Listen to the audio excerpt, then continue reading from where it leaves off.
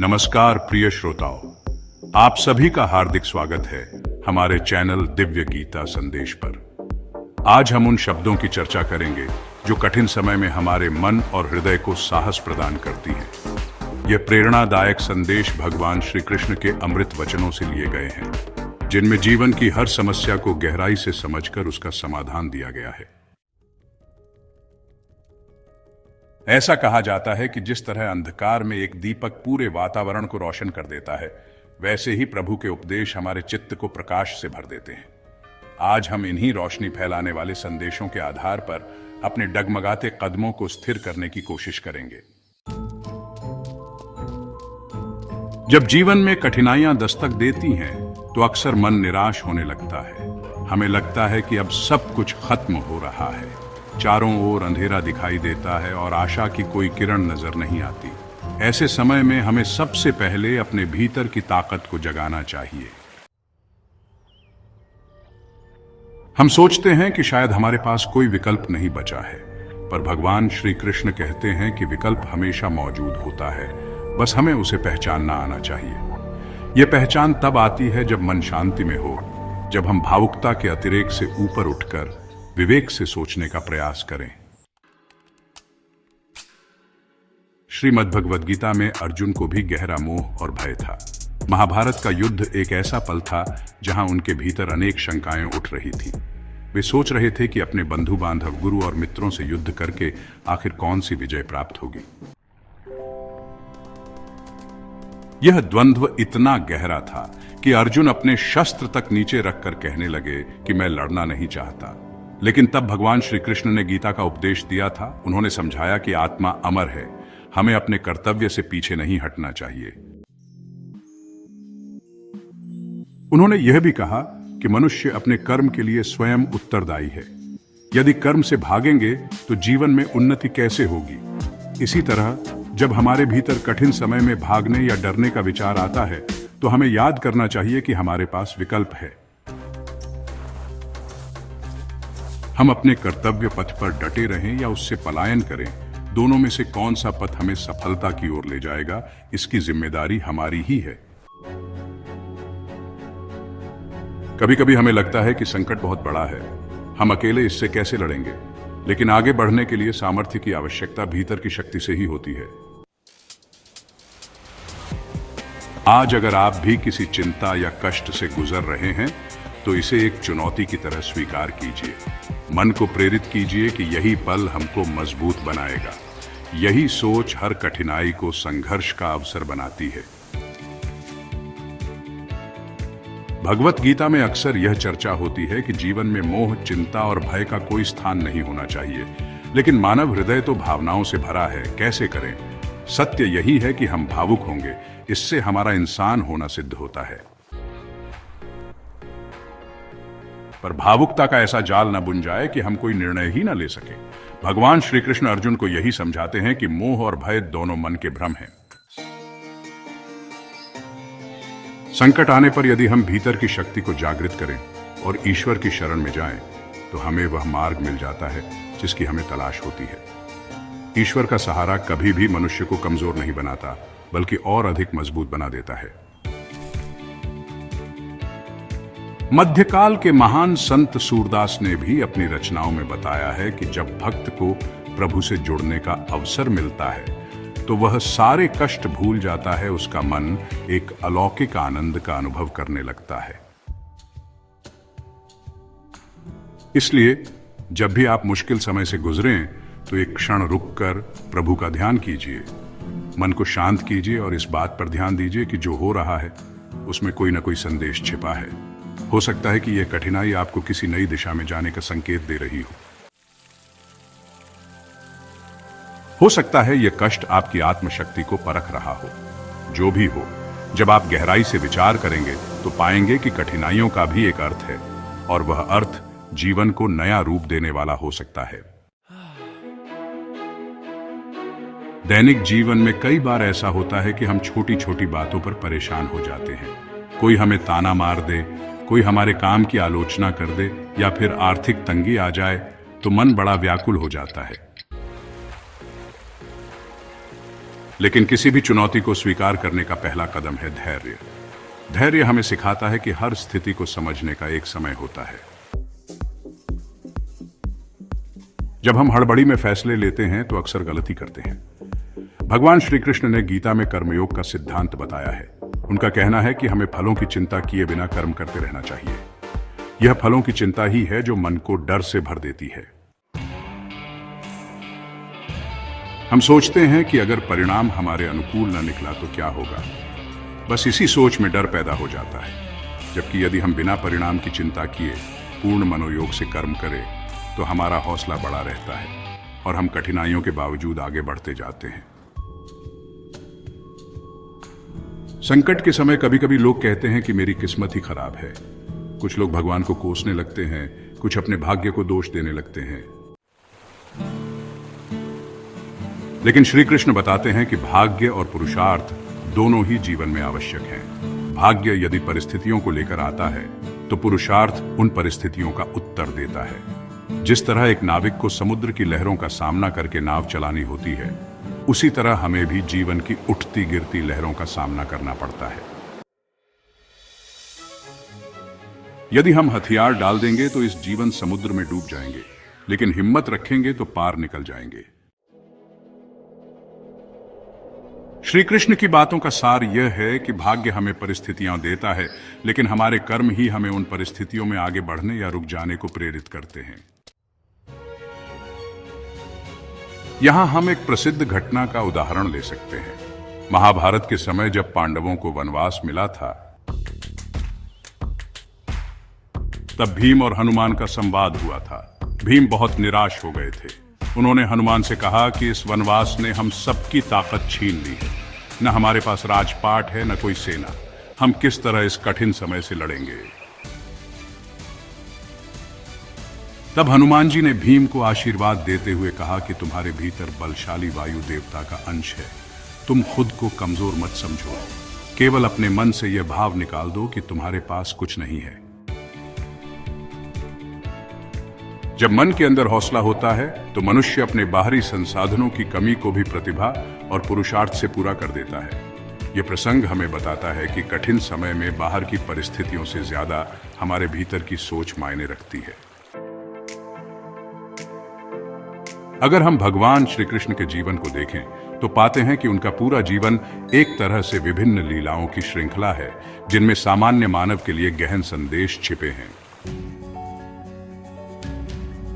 वे बालपन में ही पूतना जैसी राक्षसी का वध करते हैं, कालिया नाग को नियंत्रित करते हैं, गोवर्धन पर्वत उठाते हैं। ये सारी घटनाएं प्रतीक हैं कि जब आप भीतर से निर्भय होते हैं और जब ईश्वरीय चेतना को जागृत करते हैं, तब कोई भी संकट आपका कुछ नहीं बिगाड़ सकता।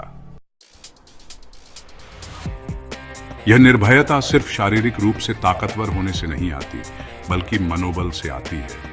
चाहे हमारे पास साधन कम हो, चाहे विरोधियों की संख्या ज्यादा हो, लेकिन अगर आत्मविश्वास है तो असंभव भी संभव हो जाता है। एक और प्रेरणादायक उदाहरण है। जब द्रौपदी का चीरहरण होने लगा था, तब वह सबसे प्रार्थना कर रही थी, पर कोई आगे नहीं आया। तब उसने अपने दोनों हाथ उठाकर भगवान श्री कृष्ण को पुकारा। भगवान ने उनकी लाज बचाई। यह घटना हमें बताती है कि जब जीवन में कोई सहारा न दिख रहा हो तो ईश्वर का ध्यान कीजिए। वह हमारी मन स्थिति समझकर हमें आश्रय देते हैं।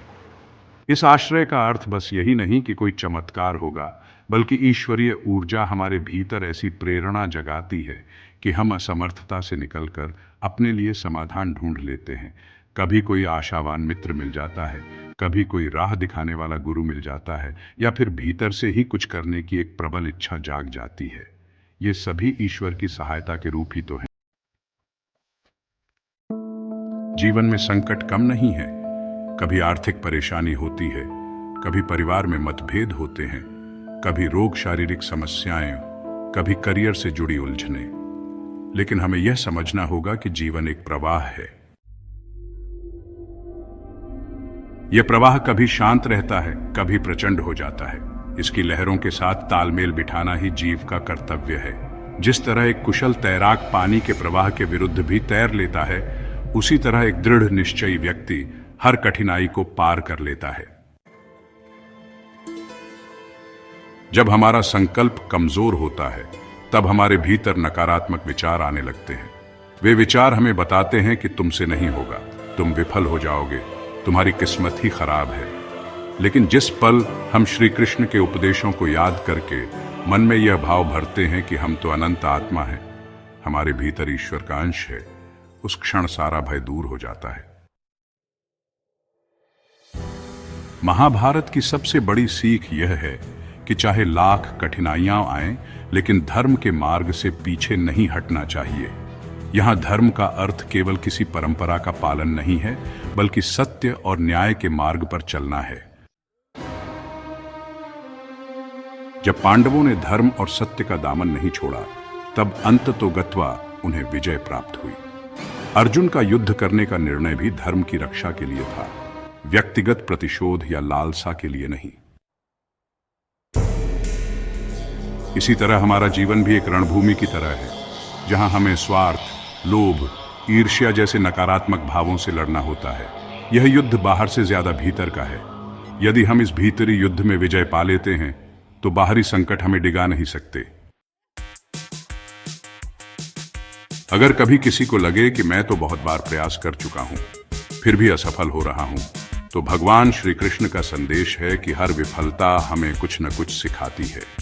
हमारी विफलता का अर्थ यह नहीं कि हमारी यात्रा रुक गई, बल्कि वह एक संकेत है कि कुछ और बेहतर प्रयास की आवश्यकता है। गीता में जीवन को एक सतत सिखाने वाली प्रक्रिया बताया गया है। जिस तरह कोई किसान कई बार बीज बोकर भी सफलता न पाए, पर वह फिर भी प्रयास करना नहीं छोड़ता, वैसे ही हमें अपने कर्म पथ पर डटे रहना चाहिए। आखिरकार निरंतर परिश्रम से ही सफलता के द्वार खुलते हैं। मान लीजिए एक विद्यार्थी परीक्षा में बार बार असफल हो रहा है।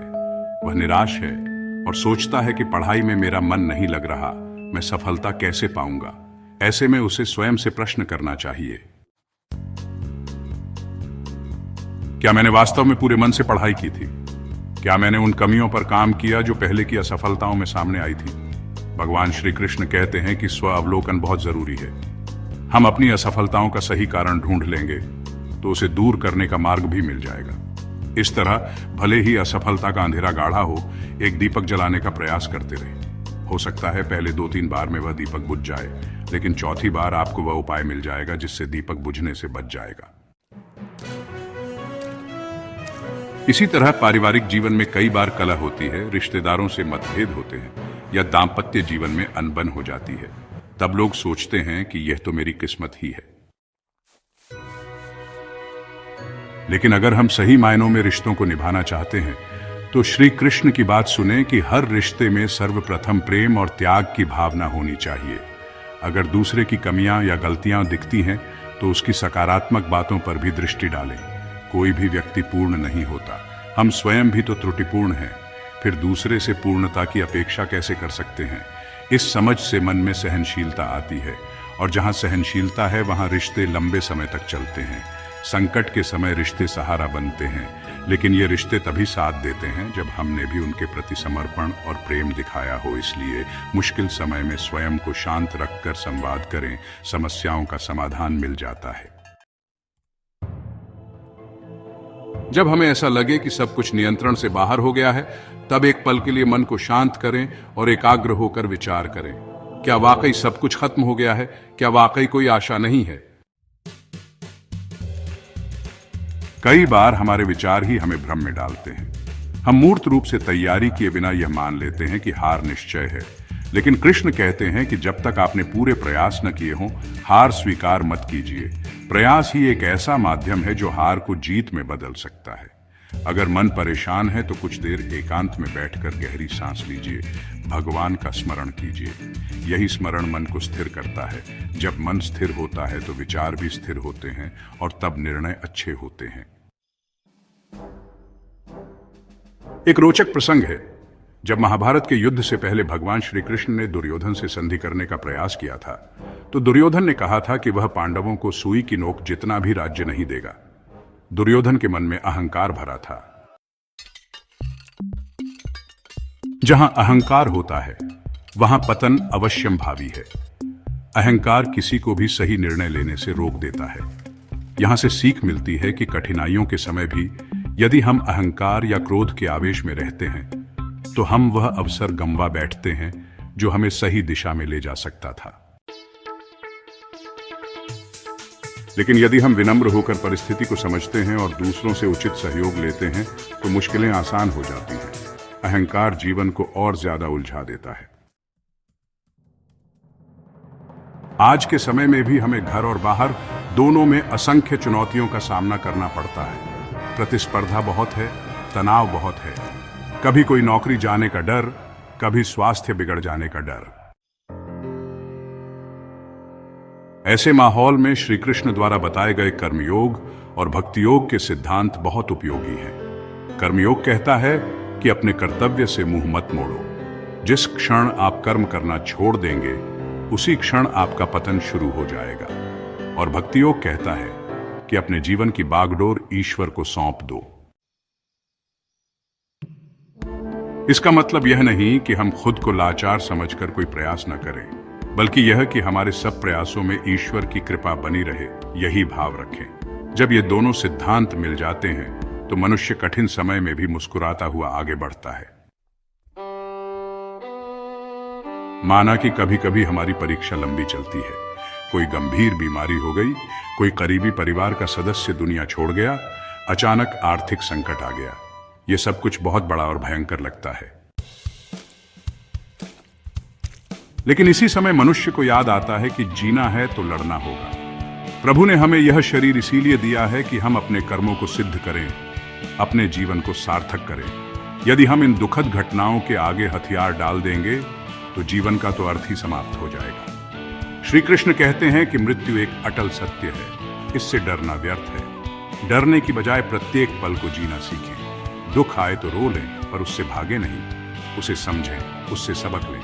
हर आंसू आपका मार्ग प्रशस्त करता है, अगर आप उस आंसू को बर्बाद न करें। जीवन का मूल्य इन्हीं क्षणों में है। जब हम टूट कर भी उठने का संकल्प करते हैं तब हमारा चरित्र और व्यक्तित्व निखरता है। कुछ लोग कहते हैं कि भाग्य का लिखा कौन टाल सकता है। यह एक हद तक सही है, लेकिन श्री कृष्ण ने यह भी कहा है कि मनुष्य अपने कर्मों से अपने भाग्य का निर्माण भी कर सकता है।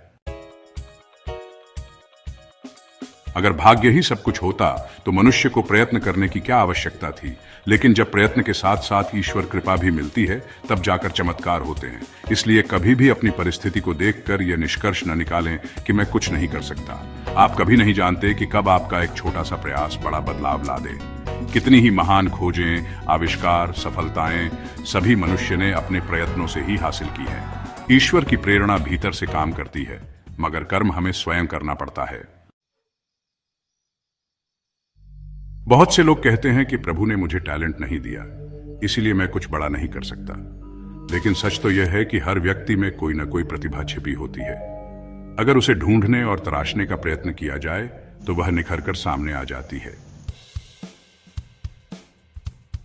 यह हो सकता है कि कोई दूसरे जैसा बेजोड़ गायक या कलाकार न बन पाए, लेकिन हो सकता है कि वह कोई दुर्लभ गुण रखता हो जिसे वह आगे बढ़ाकर बड़ा योगदान दे सकता है।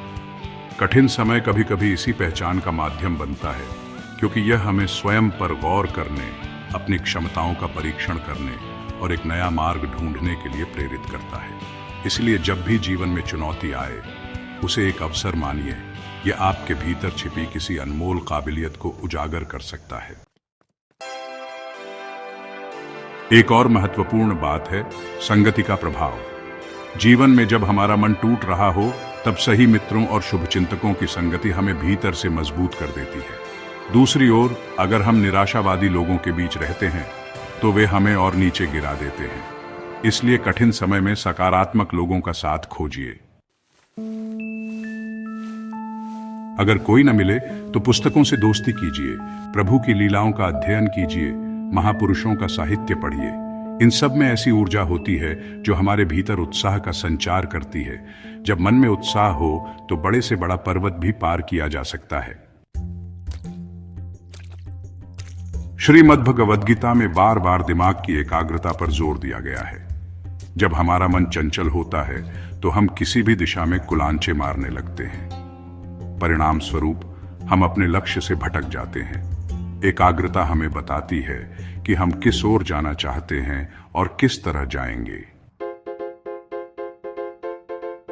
संकट के समय प्रयत्न कई दिशाओं में न लगाएं। एक सही दिशा ढूंढकर पूरे जोश से लग जाएं। इससे कम ऊर्जा लगाने पर भी बेहतर परिणाम मिलते हैं। अगर आप पढ़ाई कर रहे हैं तो अपनी पढ़ाई में लगें। अगर आप व्यवसाय चला रहे हैं तो व्यवसाय के इच्छित परिणाम पर ध्यान दें। बीच बीच में आने वाली बाधाओं से विचलित न हो। याद रखिए, बाधाएं केवल मार्गों को बदलती हैं, हमारे संकल्प को नहीं। संकल्प एक बार कर लिया तो उस ओर बढ़ते रहना हमारा एकमात्र कर्म होना चाहिए। श्री कृष्ण ने कहा है कि जो हमें सबसे प्रिय है वही हमारा सबसे बड़ा बंधन भी बन सकता है। उदाहरण के लिए, हमें अपने परिवार से बहुत प्रेम है, यह अच्छी बात है। लेकिन अगर प्रेम हर समय वरी का रूप ले ले कि उनका क्या होगा, कैसे होगा, तो हम कभी भी चैन से अपने कर्म नहीं कर पाएंगे। इसलिए संतुलन बनाए रखना जरूरी है। भगवान कहते हैं कि सच्चा प्रेम बांधता नहीं है बल्कि स्वतंत्र करता है। जहां प्रेम में स्वामित्व आ जाता है वहां चिंता और भय भी आ जाता है।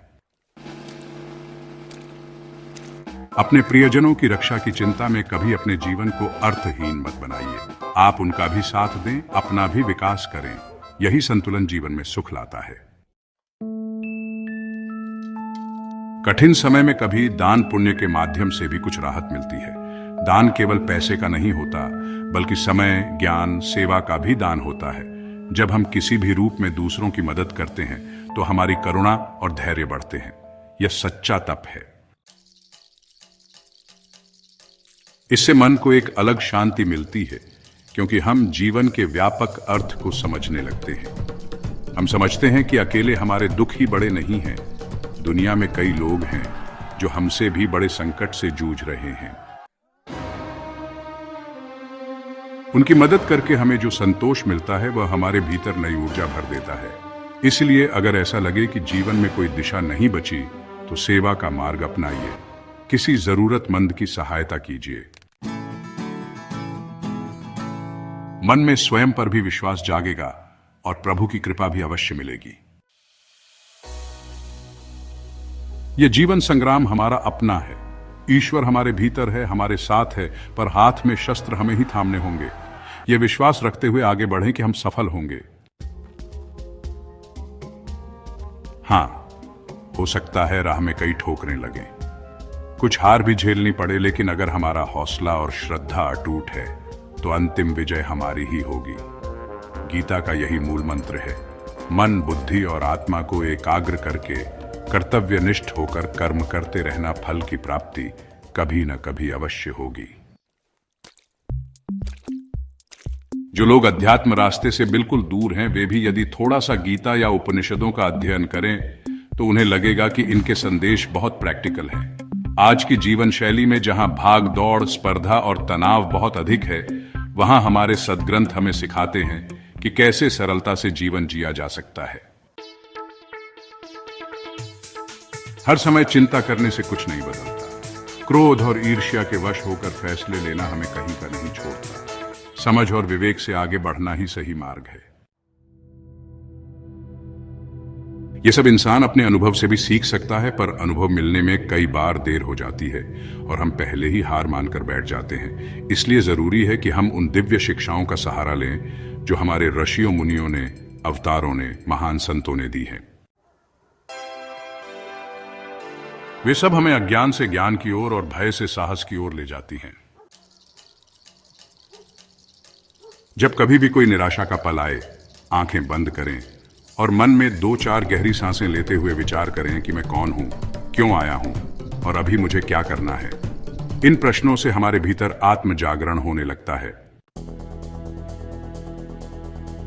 याद रहे, हम सिर्फ एक देह नहीं है, हम एक चेतना है। यह चेतना अनंत संभावनाओं का भंडार है। शरीर भले ही परिमित हो, पर हमारी आकांक्षाओं, हमारे विचारों, हमारी कल्पनाओं की कोई सीमा नहीं। इस असीमता का अनुभव करने के लिए आवश्यक है कि हम अपना ध्यान भीतर मोड़ें। थोड़ी सी साधना, थोड़ी सी प्रार्थना, थोड़ी सी सकारात्मक संगति, इन छोटे छोटे कदमों से बड़ा परिवर्तन आता है।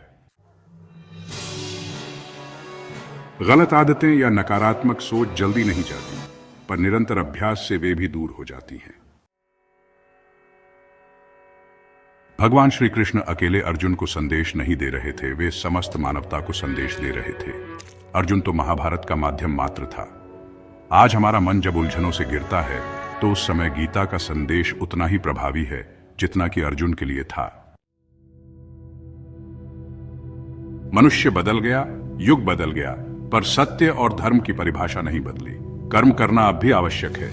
मोह और डर से अनियंत्रित होकर फैसले लेना आज भी हानिकारक है। स्वधर्म का पालन अब भी जीवन का एक महत्वपूर्ण उत्तरदायित्व है। अपने भीतर के अर्जुन को जगाना ही सच्ची साधना है। अपने भीतर के श्री कृष्ण को आमंत्रित करना ही वास्तविक भक्ति है। तब हमारे भीतर गुरु शिष्य दोनों भाव एक साथ जागृत हो जाते हैं और हम स्वप्रेरणा से आगे बढ़ने लगते हैं। इसी प्रेरणा के साथ यदा कदा लोग बताते हैं कि मैंने ध्यान लगाया या जप किया तो मुझे बड़ी शांति मिली, लेकिन फिर 2-4 दिनों बाद वही जीवन की उलझने वापस। ऐसा क्यों? क्योंकि हमारा अभ्यास सतत नहीं रहता। हम जल्दी समाधान चाहते हैं, पर वह समाधान पाने के लिए जो तप, जो निरंतरता चाहिए, वह नहीं देते। विचार कीजिए, यदि केवल एक उपाय कर लेने से हमारी समस्त समस्या मिट जाती तो दुनिया में कोई दुखी न रहता। लेकिन हर मूल्यवान वस्तु किसी न किसी प्रयास की मांग करती है। चाहे ज्ञान हो, भक्ति हो या सांसारिक सफलता, आपको सतत जुड़े रहना होगा। तभी कठिन परिस्थिति में भी आपकी जड़ें गहरी बनी रहेंगी और आंधी आने पर भी आप टूटेंगे नहीं। अपनी दिनचर्या को सरल, स्वस्थ बनाएं। हर व्यक्ति के पास 24 घंटे हैं, पर कुछ लोग उनका सदुपयोग करके असंभव सी उपलब्धि भी पा लेते हैं, जबकि कुछ लोग साधारण काम भी नहीं कर पाते। यह केवल समय का प्रबंधन भर नहीं है, यह मन का प्रबंधन है। मन यदि साफ और एकाग्र है तो हम कम समय में ही अपने आवश्यक कार्य पूरे कर लेते हैं और शेष समय आत्मविकास के लिए लगा सकते हैं। यह मन की स्थिति ही हमें बताती है कि हम मुश्किल समय में किस तरह प्रतिक्रिया देंगे। अगर मन पहले से ही अस्त व्यस्त है तो थोड़ी सी परेशानी आते ही हम बिखरने लगते हैं। इसीलिए हमेशा मन को प्रफुल्लित रखने की कोशिश करें। सुबह जल्दी उठें, थोड़ा ध्यान करें, कुछ सकारात्मक साहित्य पढ़ें, परिवार से प्रेम पूर्वक बात करें, आभार प्रकट करें। ये सभी आदतें आपके चित्त को स्वस्थ रखेंगी और जब कोई संकट आएगा तो आप उसे मजबूत वृक्ष की भांति सह लेंगे। हमें यह समझना होगा कि जीवन लगातार चलने वाली यात्रा है, कोई अंतिम पड़ाव नहीं। मुश्किलें आएंगी और जाएंगी, सफलताएं मिलेंगी और फिर नए लक्ष्य सामने आ जाएंगे। यह एक परिक्रमा है। जिस दिन हम इसे स्वीकार कर लेते हैं, उस दिन से तनाव कम होने लगता है। हालात चाहे कैसे भी हों, हमें अपनी साधना और कर्म के मार्ग से विचलित नहीं होना चाहिए। हाँ, संशोधन अवश्य करें। जितने भी नए अनुभव मिली उनसे सीखें, अपने व्यक्तित्व को लगातार निखारते रहे, पर यात्रा रोकिए मत। नदी जब बहती है तभी निर्मल रहती है। रुकी हुई जल राशि सड़ जाती है, दुर्गंध देने लगती है। इसी तरह यदि हम एक ही जगह पर अपने दुखों में डूबे रहेंगे तो जीवन में और अंधेरा भर जाएगा। बेहतर है कि संघर्षों के होते हुए भी आगे बढ़ते रहे। ईश्वर साथ हैं, हम क्यों डरें? Life as we know it is filled with challenges and obstacles, but it's through these hardships that we find our true strength. Overcoming difficulties is not just about survival, it's about thriving and becoming a better version of ourselves. So let's embark on this journey together and discover the wisdom and resilience within us. अगर हम प्राचीन ग्रंथों में देखेंगे तो कई महान ऋषि मुनियों को भी कठिनाइयों का सामना करना पड़ा था। फिर भी उन्होंने हार मानने की बजाय अपने तप, और संयम से उन परेशानियों को हराया। यही मार्ग हमारे लिए भी है। हर दिन थोड़ा सा आत्मचिंतन कीजिए कि आज मैंने ऐसा क्या किया जो मुझे मजबूत बना रहा है। क्या मैंने कोई सद्व्यवहार किया? क्या मैंने कोई ज्ञानवर्धक बात सीखी? क्या मैंने अपने मन में कोई नकारात्मक विचार को रोका?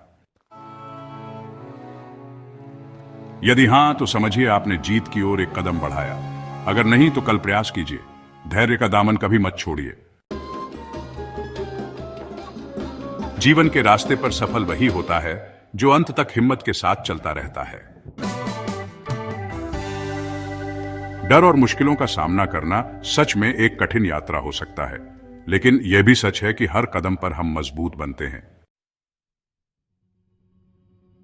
अपने भीतर का भय निकाल फेंकना शायद आसान नहीं है, पर असंभव भी नहीं। भक्ति और विश्वास के माध्यम से, अच्छी संगति के माध्यम से, लगातार चिंतन और अभ्यास के माध्यम से हम इस भय को कम कर सकते हैं। यदि आप किसी रोग से पीड़ित हैं, तो सकारात्मक जीवन शैली अपनाइए। डॉक्टर के परामर्श को ईमानदारी से मानिए, साथ ही मन को भी सकारात्मक रखें। अगर संबंधों में कटुता आई है, तो संवाद का मार्ग मत बंद कीजिए। क्रोध या अहंकार में आकर रिश्तों को खत्म न करें, बल्कि उन्हें सुधारने का प्रयास करें। अगर करियर में ठोकर लगी है, तो अपनी कमियों का विश्लेषण करके दुगनी मेहनत से फिर जुट जाइए। हर समस्या का कोई न कोई हल अवश्य होता है। हो सकता है वह तुरंत न दिखाई दे, पर धीरे धीरे सामने जरूर आता है। The interdependence of mind and body is crucial. When one is affected, the other often follows. By nurturing both, we can achieve a harmonious balance in our lives. स्वस्थ मन और स्वस्थ शरीर भी एक दूसरे पर निर्भर हैं। मुश्किल समय में कुछ लोग स्वास्थ्य का ध्यान नहीं रखते, ठीक से भोजन नहीं करते या गलत आदतों में पड़ जाते हैं। इससे परेशानी और बढ़ जाती है। इसलिए याद रखें कि आप अपने शरीर के स्वामी हैं। शरीर आपका साधन है। इसे निराशा में न खोएं। व्यायाम कीजिए, संतुलित आहार लीजिए, समय पर विश्राम कीजिए। इससे आपका शरीर भी साथ देगा और मन भी। नियमित जीवन शैली रखने से त्रासद क्षणों को सहने की शक्ति बढ़ती है। आप एक तरह से आंतरिक रूप से तैयार रहते हैं। इस तैयारी से एक आत्मविश्वास आता है कि मैं संभाल सकता हूं, मैं संभल जाऊंगा। यह छोटा बदलाव आपके संपूर्ण व्यक्तित्व में बड़ा परिवर्तन ला सकता है। किसी भी परिस्थिति में सबसे बड़ा सहारा है आस्था। आस्था ना हो तो सब कुछ होते हुए भी व्यक्ति खाली अनुभव करता है। किसी भी परिस्थिति में सबसे बड़ा सहारा है आस्था। आस्था ना हो तो सब कुछ होते हुए भी व्यक्ति खाली अनुभव करता है। आस्था हो तो सब कुछ खोकर भी मन विचलित नहीं होता। इसीलिए कहते हैं कि भक्त जिस भी स्थिति में रहता है, प्रसन्न रहता है, क्योंकि उसे मालूम है कि प्रभु की इच्छा में ही उसका कल्याण निहित है। जो होगा अच्छा होगा। यह सोच निष्क्रियता नहीं, बल्कि एक सकारात्मकता है जो हमें हर क्षण काम करने के लिए प्रोत्साहित करती है। जब हमें कुछ नहीं सूझता, तब भी हमें इतना विश्वास रहता है कि कोई न कोई मार्ग निकल आएगा। और समझिए, वही क्षण हमारी वास्तविक परीक्षा का होता है। अगर उस पल हम अपने विश्वास और कर्म दोनों को जोड़ देते हैं, तो निश्चय ही हम उस अंधेरे से निकल आते हैं। In today's world, where technology seems to dominate every aspect of our lives, it's easy to forget the power of inner strength. But really, it's that inner resilience that helps us navigate through the complexities and challenges that technology can't solve for us.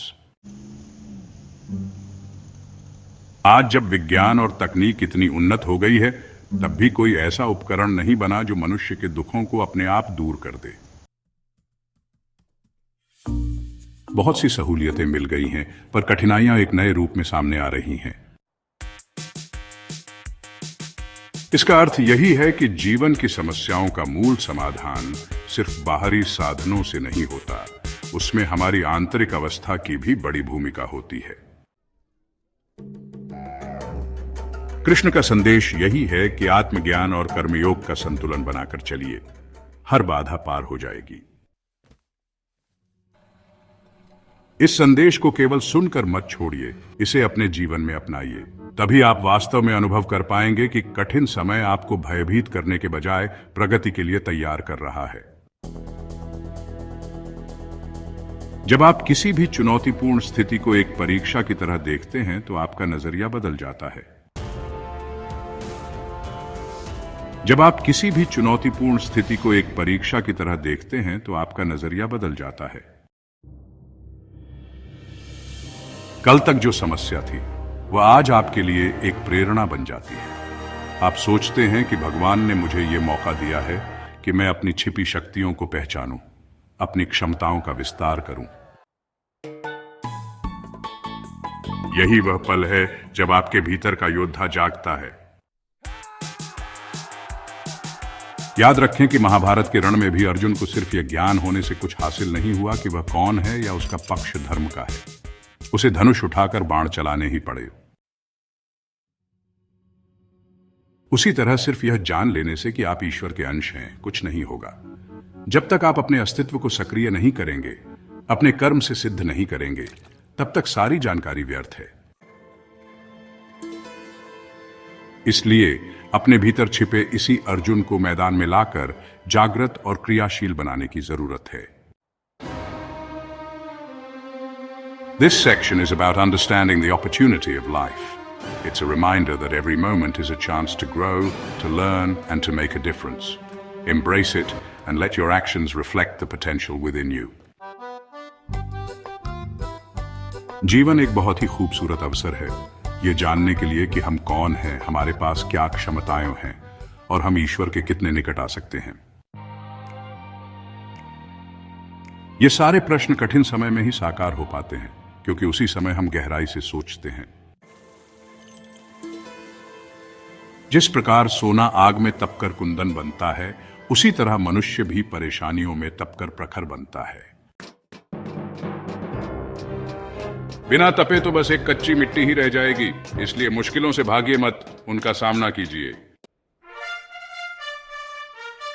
अगर जीवन throwing challenges eight you, तो आप भी अपने श्रेष्ठ कर्मों से उन्हें बैकफुट पर लाइए। जब आप हर संघर्ष का दृढ़ता से सामना करेंगे तो आपकी पहचान एक ऐसे वीर योद्धा की बनेगी जो परिस्थितियों का दास नहीं बल्कि राजा है।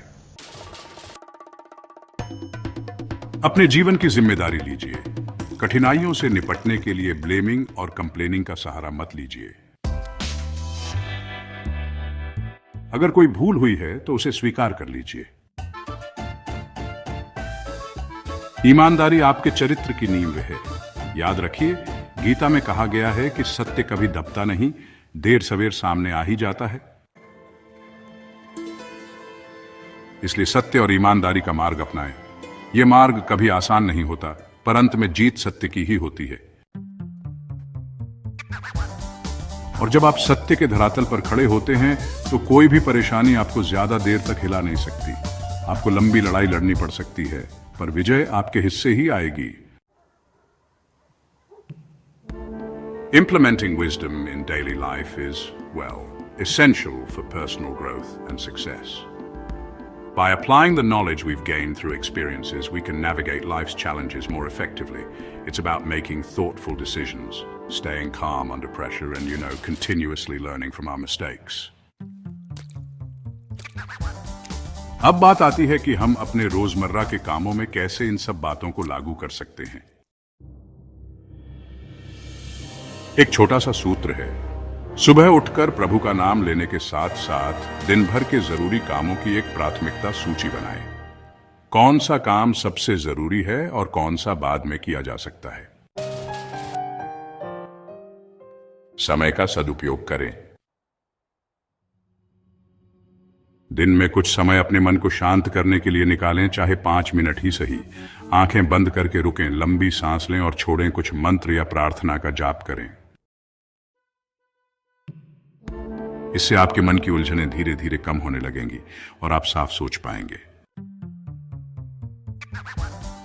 जब भी कोई समस्या सामने आए, सारा ध्यान उस समस्या को सुलझाने में लगाए। बीच बीच में निराशा के विचार आएंगे, पर उन पर ध्यान न देकर समाधान की ओर बढ़ते रहें। धीरे धीरे आप पाएंगे कि आप एक आदत बना रहे हैं, समस्या उन्मुख चिंतन की जगह समाधान उन्मुख चिंतन की। कुछ लोगों को अपना अतीत बहुत सताता है। वे सोचते रहते हैं कि काश मैंने ऐसा न किया होता, काश मेरी जिंदगी में यह हादसा न हुआ होता तो सब ठीक रहता। पर यह सोच हमें आगे नहीं बढ़ने देती। भूतकाल एक पाठ है, न कि जीवन भर का बोझ। उसे जो सीखना था सीख लें और आगे बढ़ें। श्री कृष्ण ने भी अर्जुन को कहा कि तुम भूत और भविष्य की चिंता करके अपने वर्तमान कर्तव्य से च्युत हो रहे हो। वर्तमान ही सत्य है, इसी पर ध्यान दो। आज तुम धनुष उठा सकते हो, शास्त्र उठा सकते हो, यही मौका है। हाथ में कर्म है, फल ईश्वर के हाथ में। अतीत को हम बदल नहीं सकते और भविष्य अभी आया नहीं, इसलिए वर्तमान में जीना ही सार्थक है। ऐसा करने से आप अपनी ऊर्जा को कार्यान्वित रूप दे पाते हैं, बजाय इसके कि आप अपने मन को इच्छाओं और पछतावे से भरकर। तो कुल मिलाकर हमें कभी भी अपने इरादे कमजोर नहीं पड़ने देने चाहिए। जीवन एक अनमोल देन है और इसे उत्साह, साहस और श्रद्धा से जीना हमारा अधिकार भी है और कर्तव्य भी। अगर कभी निराशा लगती है तो ईश्वर को पुकारें, उनका स्मरण करें। Remembrance of the divine brings grace. उसी अनुग्रह से आप पुनः खड़े हो पाएंगे। ये बात कोई कोरी कल्पना नहीं, हजारों लाखों भक्तों का अनुभव है। वे बताते हैं कि जब कोई रास्ता नहीं सूझता था तो एक दिल से की गई प्रार्थना ने उन्हें नई शक्ति से भर दिया। फिर वे उठे और आगे बढ़े। इस पूरे विचार विमर्श का सार बस इतना है कि जो बातें हमने गीता और भगवान श्री कृष्ण से सीखी हैं, उन्हें जीवन में उतारें। केवल उपदेश के रूप में सुन लेना पर्याप्त नहीं है। संकट के समय मन कमजोर होता है, उसी समय इन शिक्षाओं का महत्व समझ में आता है। इसलिए आज ही मन में संकल्प लें कि हम घबराएंगे नहीं, हम प्रयास करना नहीं छोड़ेंगे, हम ईश्वर में आस्था रखेंगे, हम अपने भीतर की अच्छाई और प्रतिभा को मरने नहीं देंगे। कोई बात समझ ना आए तो गीता के किसी श्लोक का अर्थ फिर से पढ़ लें, किसी ज्ञानी का सत्संग सुन लें, सकारात्मक लोगों से मिल लें, लेकिन हार नहीं माने। यकीन मानिए, देर सवेर रास्ता जरूर मिलेगा और आप पाएंगे कि जिस संकट को आप सबसे बड़ा मान रहे थे, वह आपके लिए एक सीख बनकर आया था। उसी सीख ने आपको निखारा और एक बेहतर इंसान बना दिया। आइए परमात्मा से प्रार्थना करें कि वे हम सबको इतनी शक्ति दें कि हम अपने जीवन में आने वाली हर कठिनाई का डटकर सामना करें और हम अपने हृदय को प्रेम, शांति और करुणा से भरकर रखें। साथ ही अपने कर्मों को समर्पित भाव से करते रहने का संकल्प लें। जब तक हम कर्मठ हैं, जब तक हम ईमानदार हैं, जब तक हम प्रभु के प्रति आस्थावान हैं, तब तक कोई भी विपत्ति हमें परमानेंट रूप से तोड़ नहीं सकती। धीरे धीरे ही सही, हम आगे बढ़ते रहेंगे और विजय अवश्य मिलेगी। अंत में आप सभी से निवेदन है कि अगर आपको हमारे इस प्रेरणादायक प्रसंगों और विचारों से कुछ भी सकारात्मक भावना मिली हो तो हमारे चैनल दिव्य गीता संदेश को जरूर लाइक, शेयर और सब्सक्राइब करें। आपका सहयोग ही हमें आगे और बेहतर कंटेंट लाने के लिए प्रेरित करेगा। हम मिलकर इस दिव्य मार्ग पर चलें और जीवन में भगवद गीता के उपदेशों को आत्मसात करके अपना और समाज का कल्याण करें। ईश्वर की कृपा से हम सब उज्जवल भविष्य की ओर बढ़ें। हार्दिक धन्यवाद। आपका दिन मंगलमय हो। जय श्री कृष्ण।